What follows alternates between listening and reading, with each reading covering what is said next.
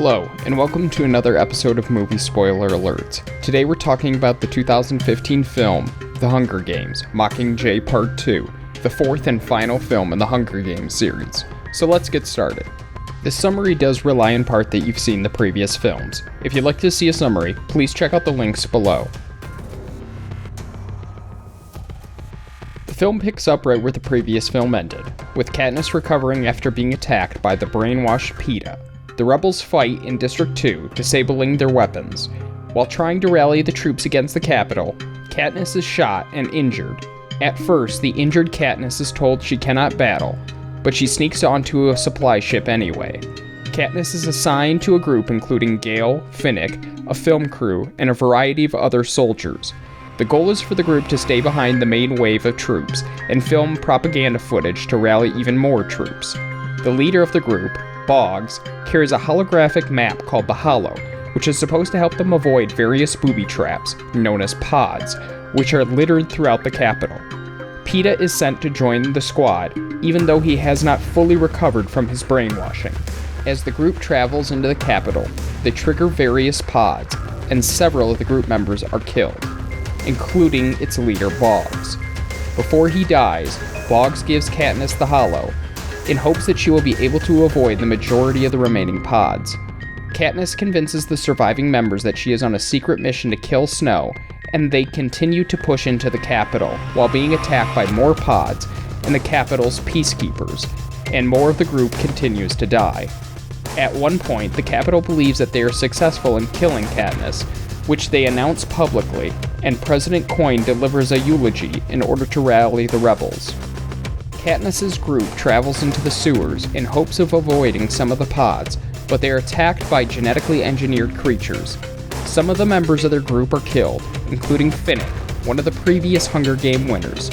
Katniss uses the Hollow's self-destruct feature in order to take out a large portion of the creatures. Once out of the sewers, the group is pursued by more peacekeepers, and they hide in a store owned by Tigress, a former Hunger Games stylist, who provides them shelter in disguises.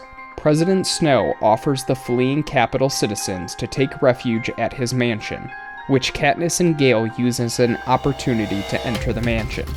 As they try to enter the mansion in disguise, the rebels arrive and begin fighting with the Capitol peacekeepers.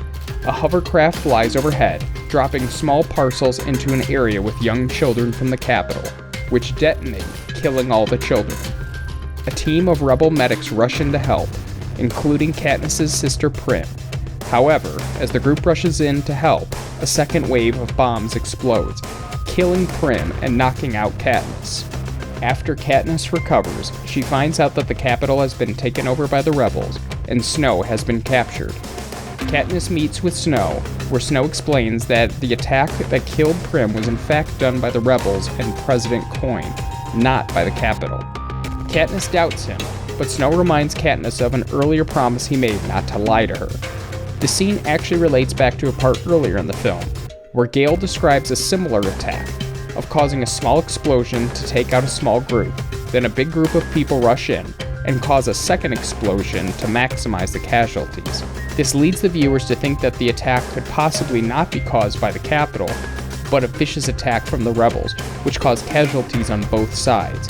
This is important to consider because remember, the entire reason Katniss got involved with the Hunger Games was to protect her sister Prim, who may have just been killed by the rebels who she was working with. Katniss approaches Gale to ask him if the attack was really orchestrated by the rebels, and Gale is unable to assure her that it wasn't from the rebels. Katniss then cuts off all ties with Gale, assuming that the attack really was caused by them. President Coin celebrates her victory and has the former Hunger Games winners come to a meeting where she proposes a new Hunger Games, where the former citizens of the Capitol must send their own children into, in order to pay for what they did to the children of the districts.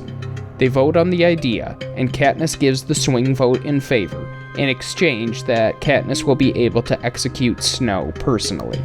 At the public execution, instead of killing Snow, Katniss shoots and kills Coin in revenge for her sister Prim's death. The rebels then arrest Katniss, while an angry mob kills Snow. Katniss is eventually pardoned for her crime and is returned to District 12. A new president is elected. Katniss goes on to eventually marry Peeta, as well as has 2 children with him.